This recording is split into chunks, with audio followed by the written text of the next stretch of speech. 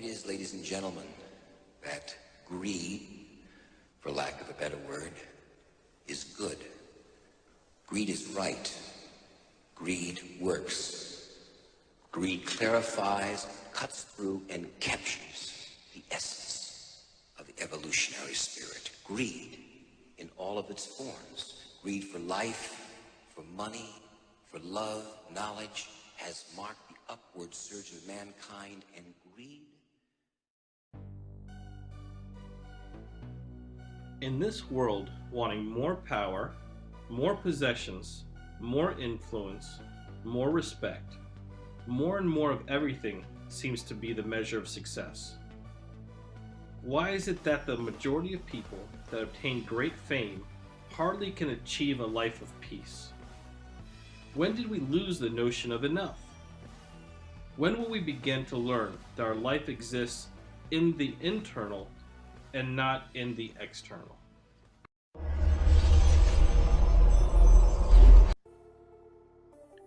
Are we evolving or being evolved?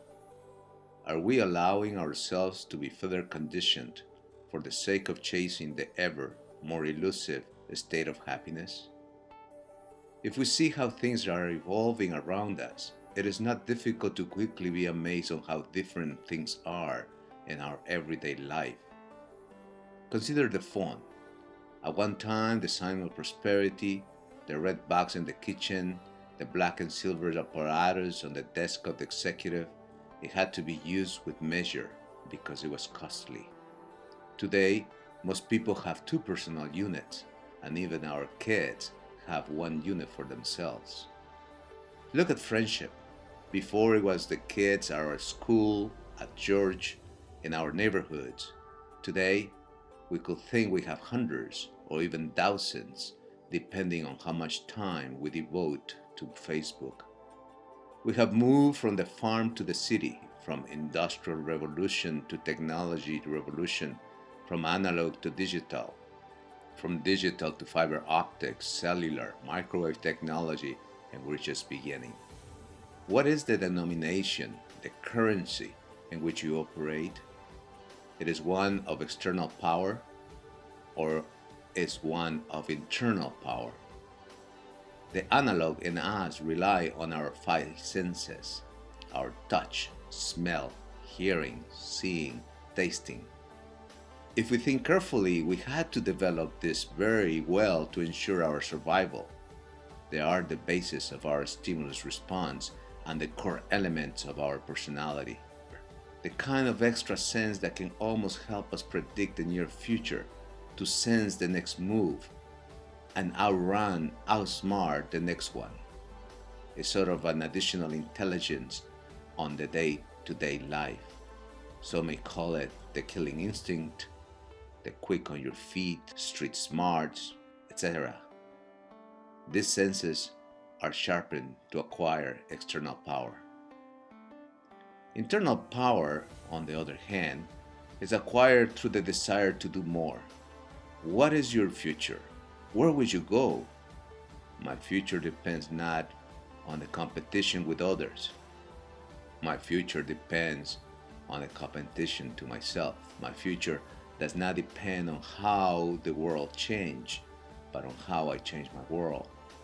My future depends not on how much I gain, but how much I give. My future depends not on how much I learn, but on how much I teach.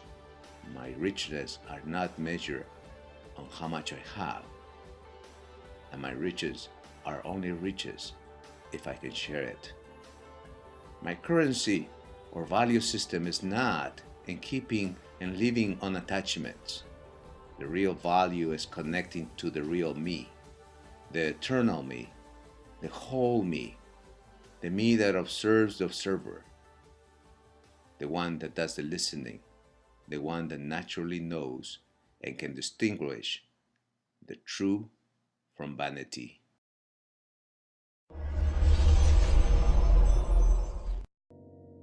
The external power that we have so masterly acquired makes us very vulnerable. I have learned that to be one thing in an effort not to be, to do one thing, not because it fulfills me, but instead because the apparent undesirable consequences test that vulnerability. I must graduate from college not because I love learning, but because I will not get a good job without a college degree. I must show up to work, not because it's an expression of my talents, but because if I don't show up, they will fire me. I must be good, not because it validates me as being and the best expression of the perfection in me, but because I want to go to heaven. When I act from fear, I am constantly creating my own collection of monsters, villains, and prosecutors. I instantly create a life of misery for myself and those around me. When I act on fear, I naturally produce resistance.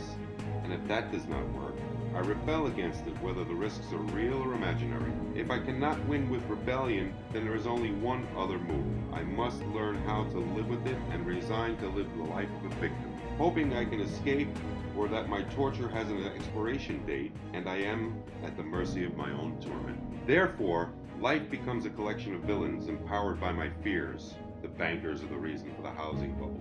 The politicians are the reason for erosion on values and ethics.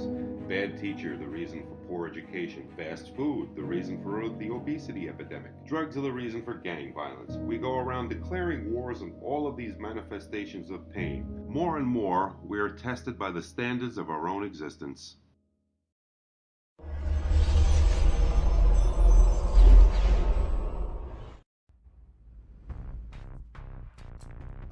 The moment I assign a villain into my reality, I become the victim. I surrender my ability to create and chart my own destiny.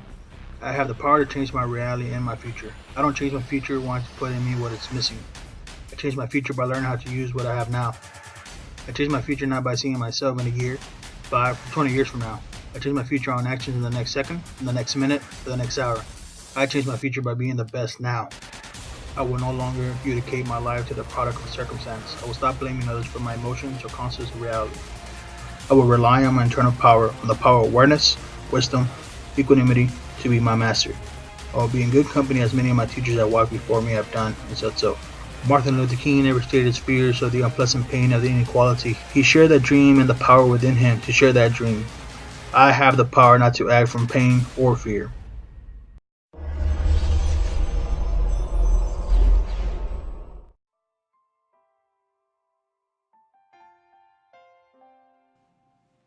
Compassion, generosity, kindness, call it whatever you will. The real currency of value is love.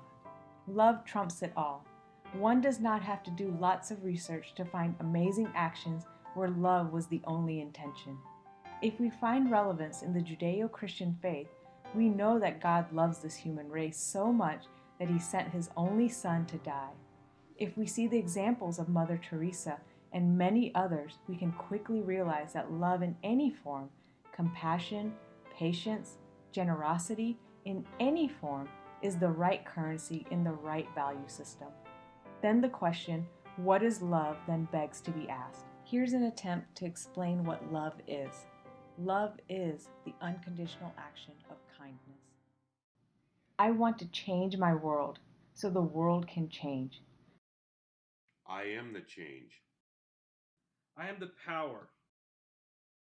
I am the reason. I am worth it.